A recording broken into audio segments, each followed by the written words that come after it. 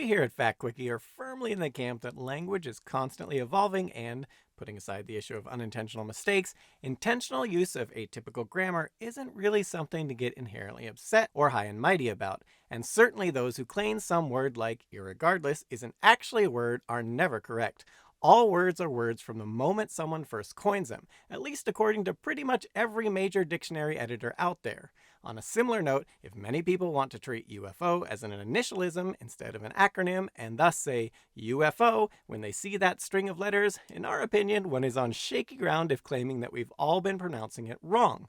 That said, it is very interesting to note how pronunciations sometimes diverge from what the original creators or people who popularized some term intended. For example, Dr. Seuss should actually be pronounced Dr. Zeus, but Theodore Geisel got tired of correcting people, so we all now say Seuss, instead of how he, Dr. Seuss himself, pronounced it. Similarly, Wikipedia should technically be pronounced Wikipedia, not Wikipedia, if we're going to follow the lead of the original creator of the first wiki, Howard Cunningham, when he applied the Hawaiian word pronounced wiki, meaning quick, to his bit of software, the WikiWeb. This brings us to the man of the hour, Edward J. Ruppelt. Dying at the tender age of 37 of a heart attack, his is a name mostly only remembered today by those well-versed in the field of UFOlogy.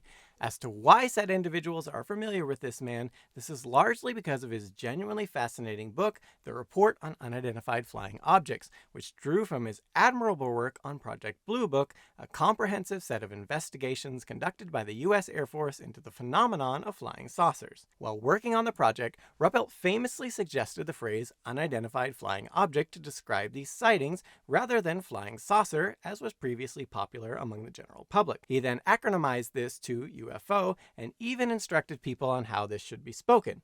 So how did he say it? He stated, "Obviously the term flying saucer is misleading when applied to objects of every conceivable shape and performance. For this reason, the military prefers the more general, if less colorful name, unidentified flying objects, UFO for short."